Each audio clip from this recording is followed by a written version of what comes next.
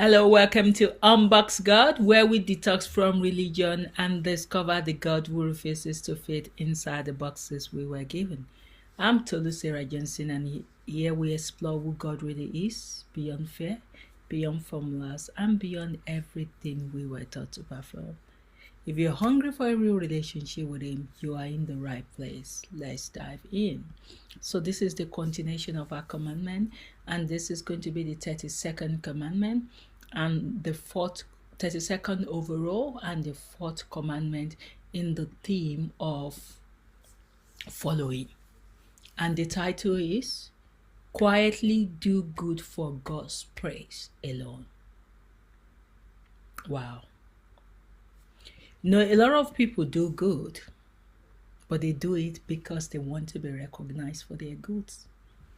They're not doing it because they just want to do it for the sake of loving God, for the sake of loving His creation.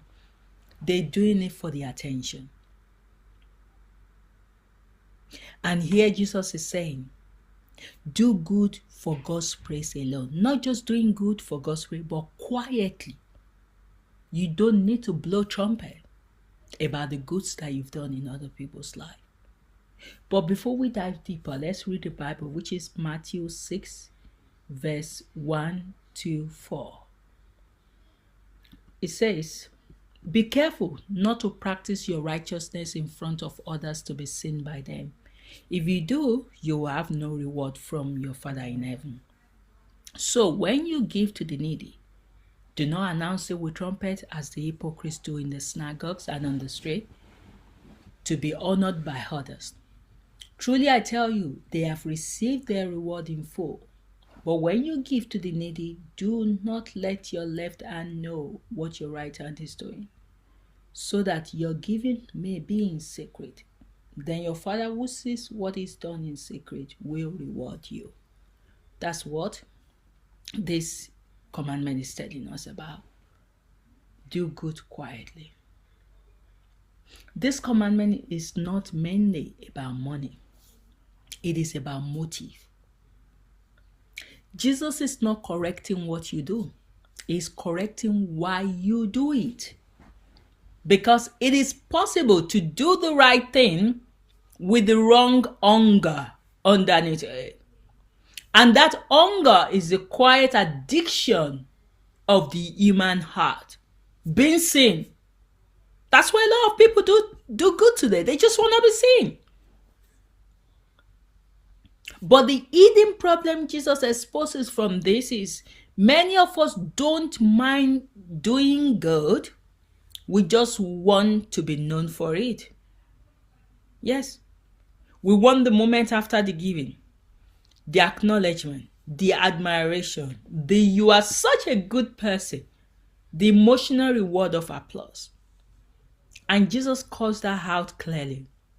If your good deed is performed to be seen, then being seen becomes your payment. Yes. And that's why He says, they have received their reward in full. Yes. In other words, if people praise is what you were after, then people's praise is what you got. Transaction complete. Heaven owes you nothing because you already cashed out on earth. And the same for people that will be reading this commandment in heaven. The same is applicable. If you want to get the praise of people, then you've got what you deserve. Do not expect any other thing to come out of it, because God is always looking at your intention. What is your intent behind your giving? And this is why Jesus begins with take heed, pay attention, watch your heart, because the danger is not that you gave. The danger is that you used giving to feed your ego. And that's what a lot of rich people do today. They use giving to feed their ego. So it's very difficult to know the one that is doing it for the right intention or the one that is doing it for the praise, for the adulation they are going to get from human beings. And you might wonder, why does Jesus care so much about secrecy? God is not insecure and is not trying to hide your goodness like it's shameful. It's protecting you from something subtle, self-glorification dressed as righteousness. And there's a way of doing good that secretly says, look at me, notice me, approve of me, tell me I matter, let my goodness become my identity. And Jesus says, no!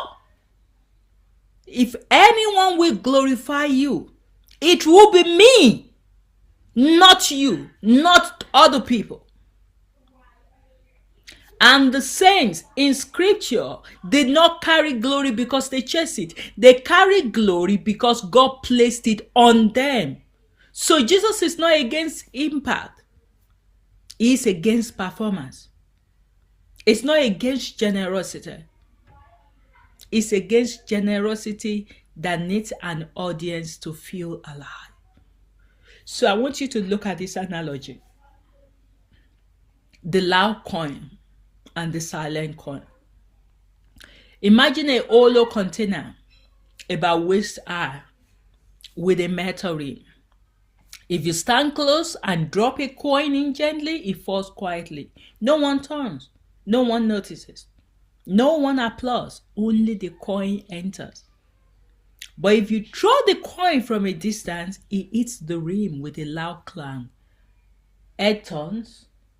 Eyes follow. People notice the giver. That loud clang is the trumpet. Jesus is saying, don't throw your giving like that. Don't clang your kindness against attention. Because when you're giving this noise, it stops being worship and becomes self-advertising. So the point is not just don't boast. The point is don't build your identity on being perceived as good.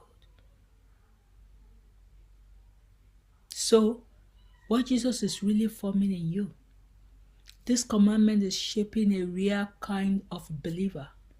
Someone who can bless others without needing to be remembered for it. Someone who can give without attaching their ego to the act. Someone who can serve without collecting emotional trophies.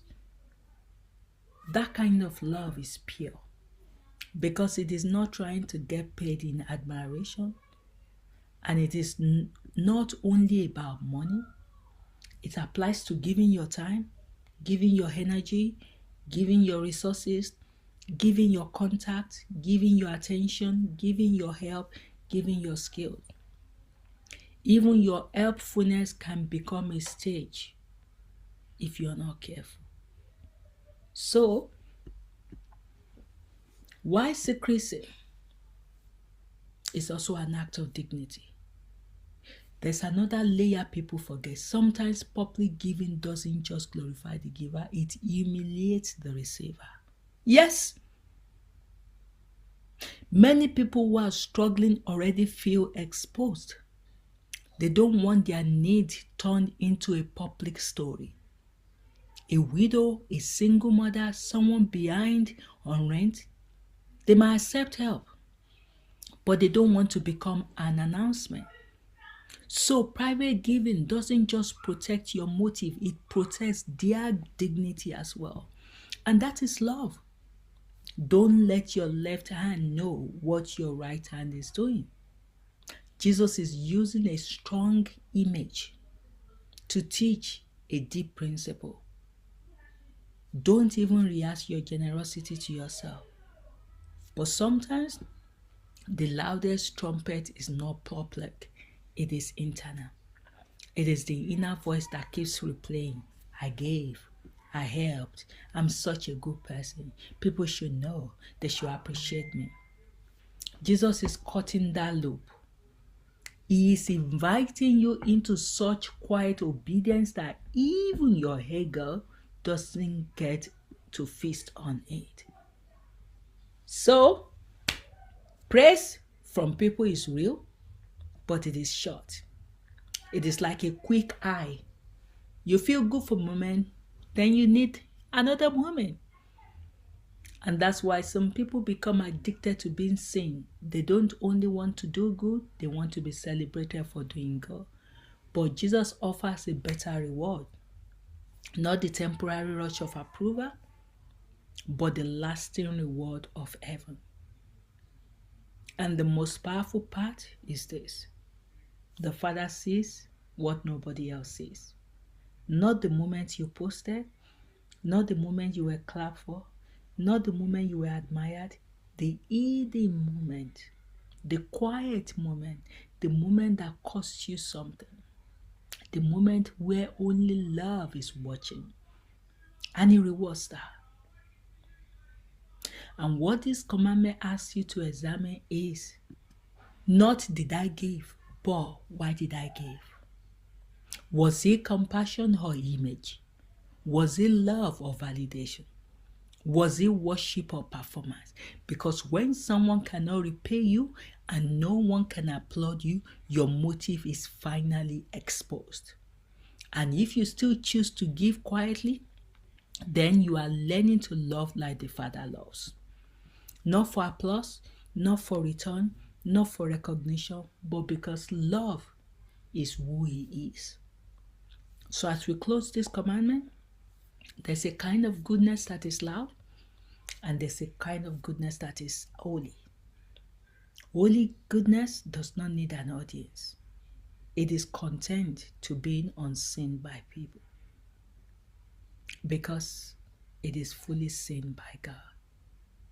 And that is the place where your giving stops being performance, stop being a performance, and becomes worship. I hope you've been blessed by this commandment. See you in the next. God bless you.